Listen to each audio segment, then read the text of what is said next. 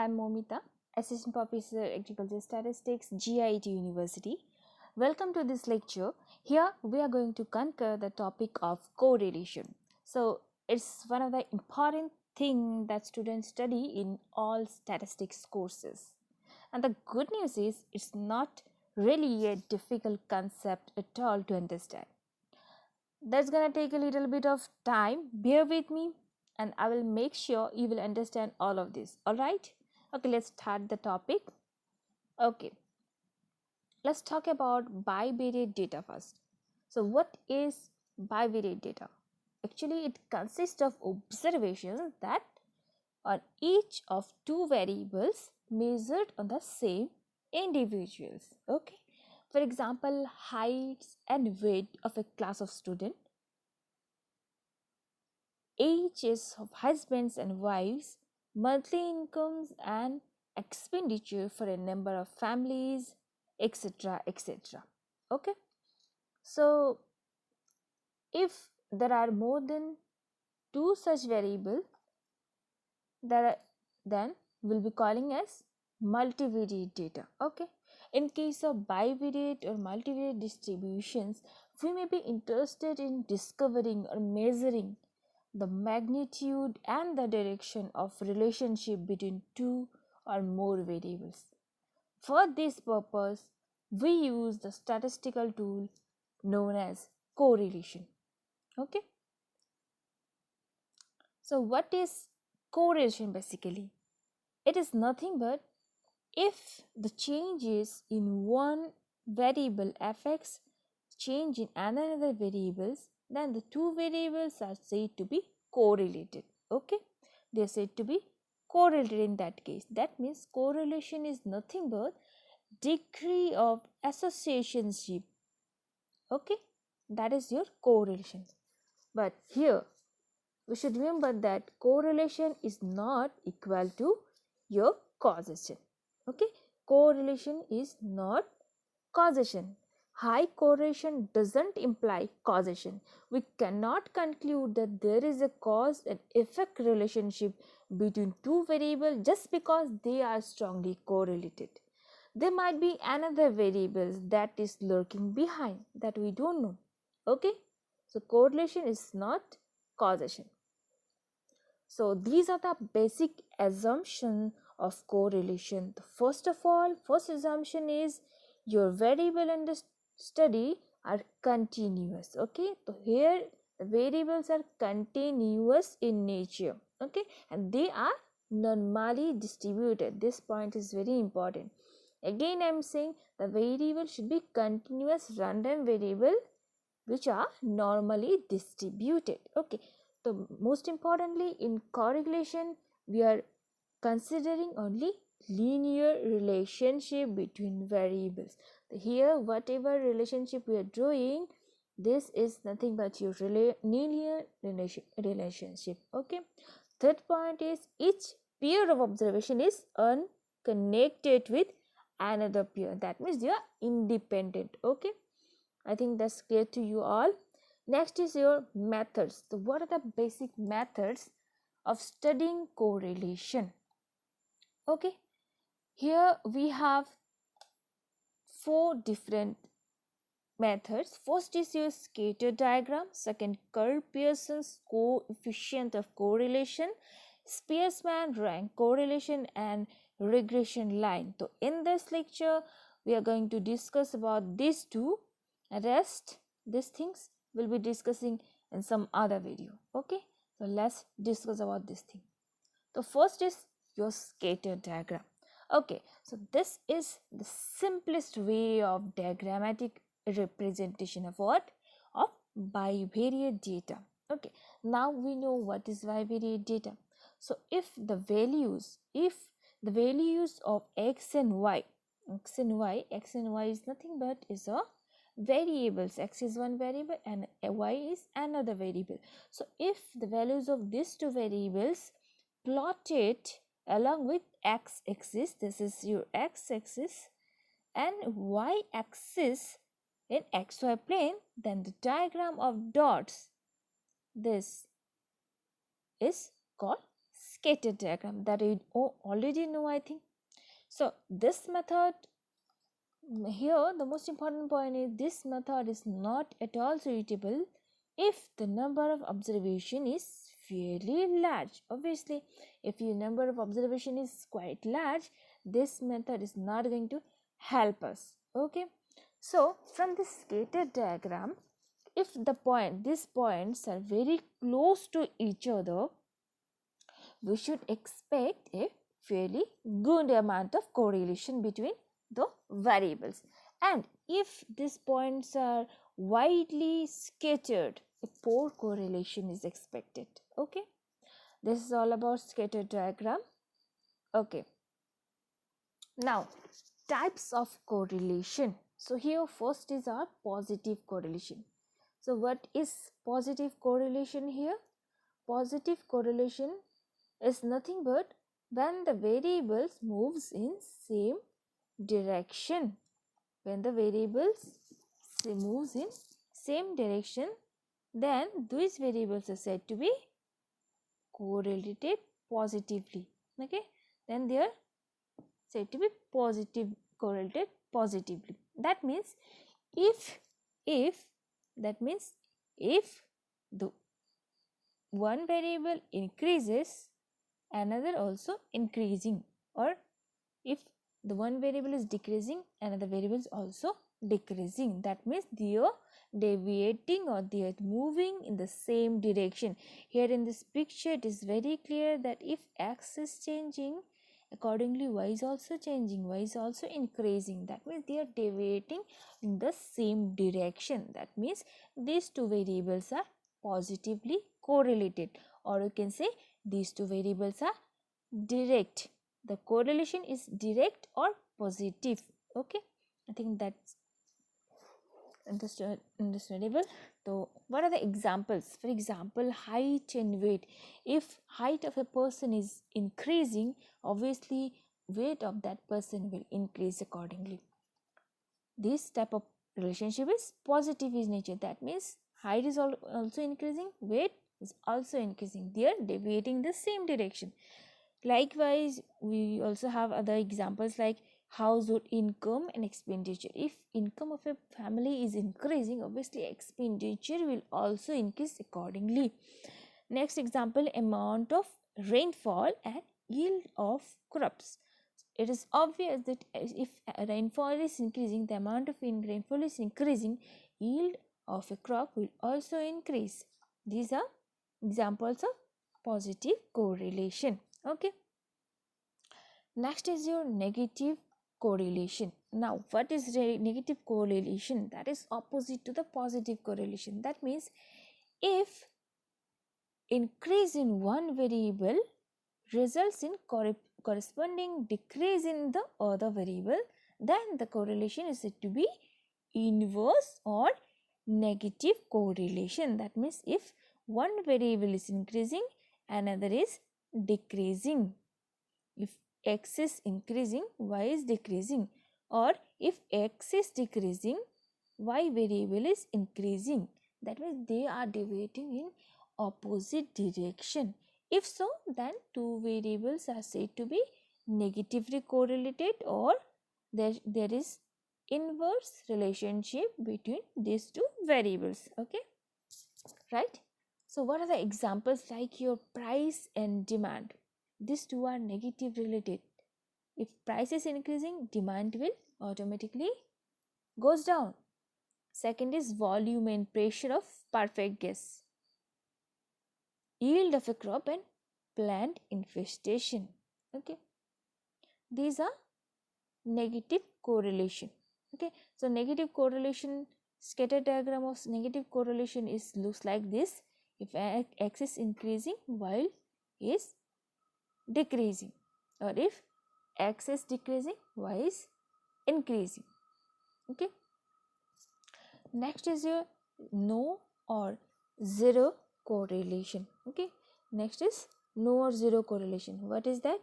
If that means in this case two variables, if one is changing, another variable remain constant. There is no change in the other variable. If so, This type of relationship is called zero correlation. Okay, that means it doesn't, but here most important thing is that here it does not imply that there is no other kind of relationship between them. There might be some other kind of relationship, but because in correlation we are dealing with linear relationship, not other kind of thing like curvilinear or other things. So there might be some other relationship. So it should be, this is a very important point, that if your correlation between two variables is 0, that doesn't mean that there is no relationship between them. There might be some other kind of relationship, not linear. So if it is 0, well, we should say that there is no linear relationship between these two variables. Okay, so this is the scatter diagram of zero correlation. Here we can see all the points are scattered. There is no line or nothing, no pattern showing here.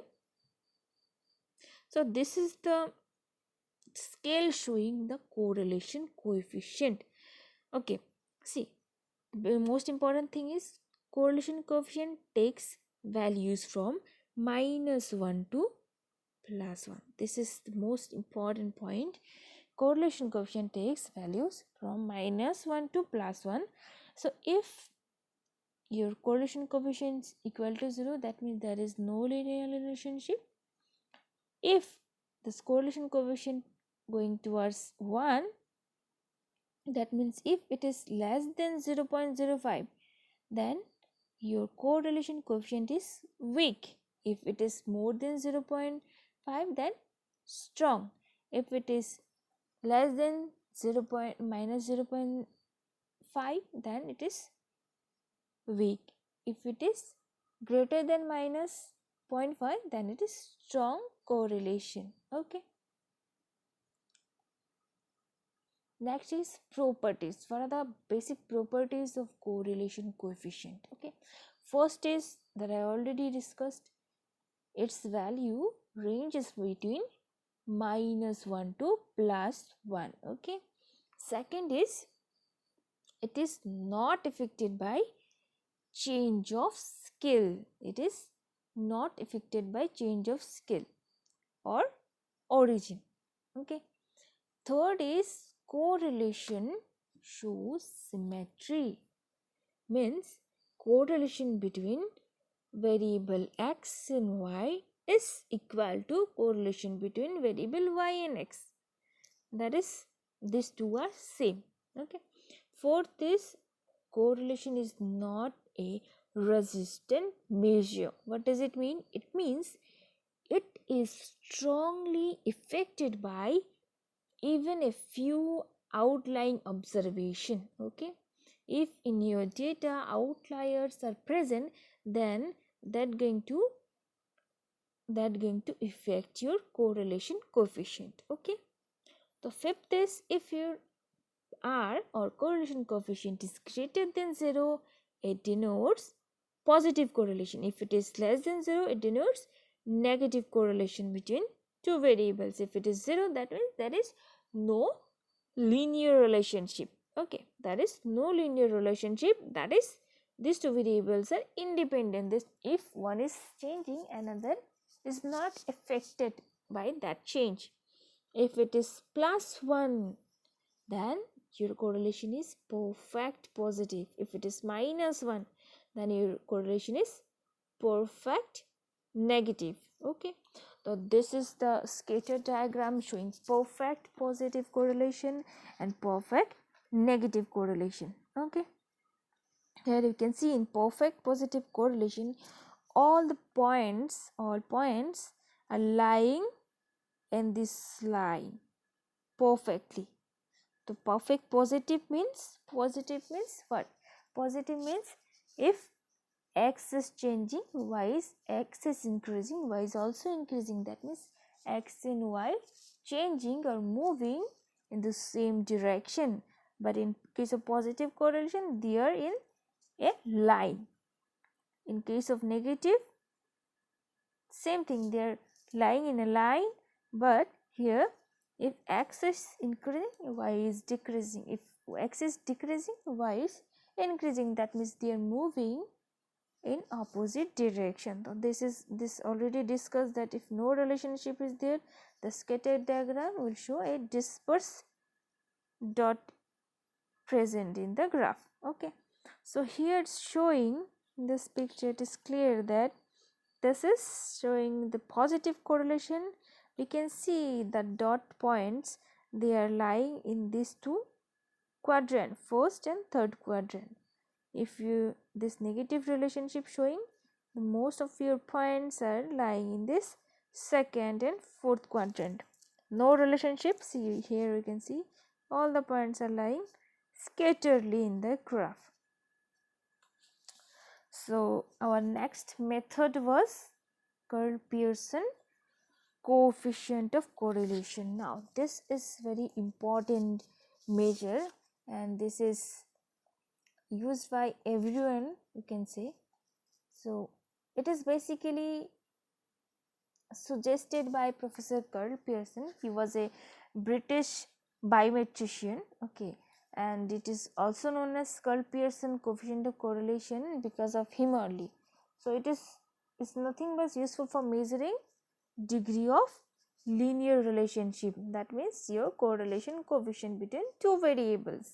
Okay, and how do we denote that? We denote this by a xy or only a, both the same. So we have two different methods. First is direct method of calculating correlation coefficient and deviation method. So let's talk about direct method first. In direct method, what we are doing is, this is the basic formula here, means correlation coefficient equal to covariance between x and y divided by root over variance of x, variance of y. The root over variance of x and variance of y is nothing but your standard deviation of x and standard deviation of y. As you already know, the variance is nothing but square of standard deviation. And how do you calculate covariance between x and y? This is the formula. Covariance between x and y is equal to summation x minus x bar is your mean, into y minus y bar, this, that is mean of y, divided by formula of standard deviation. This is the basic formula. After simplification, you can get this formula, this from. So we can use any one of these three. So as per your convenience. So mostly I prefer this one. Okay. So next is our deviation method. So here we can see in deviation method, this is the basic formula. This is nothing but similar like our division formula, arithmetic mean. Likewise, we have this formula here. We are considering d here. D is nothing but is your x minus a as your assumed value or arbitrary value. B is also arbitrary value for y and a is your arbitrary value for a. Okay. So that is the formula that I need to remember. So, okay.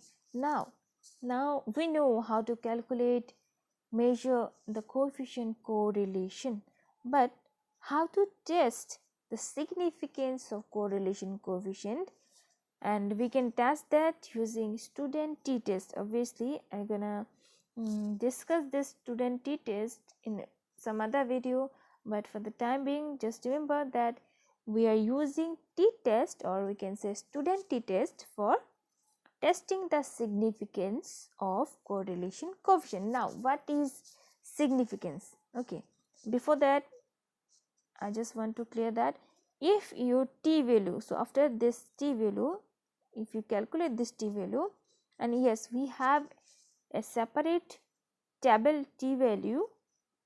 Okay, then if you compare this calculated t value with the table t value, okay, at specific level of significance, and if this calculated value comes out to be greater than your tabulated value, then your null hypothesis is rejected that means your correlation coefficient is significant.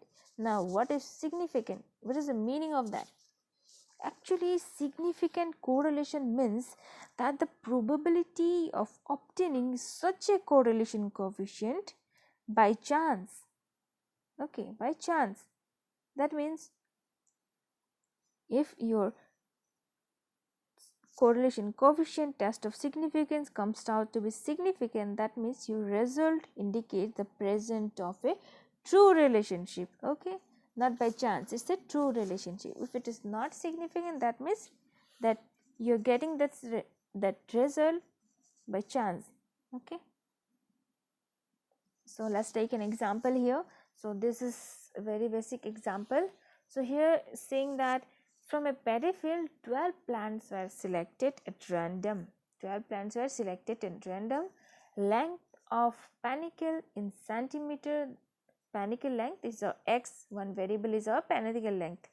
Second is number of grains per panicle, this is uy of the selected plant we recorded. So we have two variable here, first is length of panicle, second is your number of grains per panicle. Okay, now what we have to do is we have to calculate correlation coefficient, then we have to test it, that means it is significant or not. So we know already, we know what are the formula. Now accordingly we are using this formula here, we are using this formula. Accordingly what we have to do is we need summation xy, need summation xy, summation x square, summation y square. Accordingly here we have calculated, these are x, these are y. So it is very easy, we can calculate x square from this we can calculate y square from this, and this is your x square, this is the sum value. Okay, so after that we know the formula. What is the formula of correlation coefficient? Summation xy minus summation x into summation y by n, and we know what is n here, n is your 12 divided by standard deviation of x and standard deviation of y. If you calculate that, you will get 0.95. That means this is a strongly positively correlated value. Okay, it is more than 0.5, that means it's strongly correlated. Now we know how to test the significance of correlation coefficient. How? Using t-test. So this is the formula here, t, that means r root over n minus 2 by root over 1 minus r square. This is the basic formula. If you calculate that, you will get 9.6, and this is the 2.23 is the tabulated value here. So here we can see here our calculated value is 9.6, which is much more higher than 2.23, that is your tabulated value. That means your coefficient correlation is significant, that means there is some presence of true relationship between your panicle length and number of grains per panicle. That means if the length of panicle increasing, number of grain per panicle will also increase. That is a significantly strong positive correlation. So it is very important, after getting the result you are drawing the conclusion rightly. Okay, I hope that makes sense to you. Thank you for listening. Stay home, stay safe, help each other.